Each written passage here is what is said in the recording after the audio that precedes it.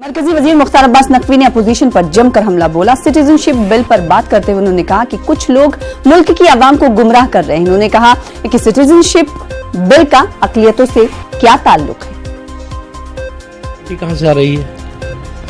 मुझे लगता है कि इस तरह से गुमराह करने का जो ठेका ले रखा है कुछ लोगों ने, उसको बंद करना चाहिए।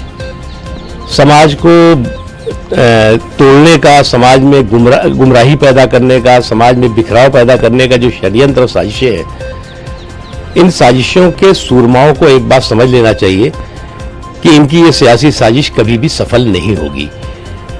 सिटीजनशिप बिल से और माइनॉरिटीज से क्या लेना देना इंडिया के?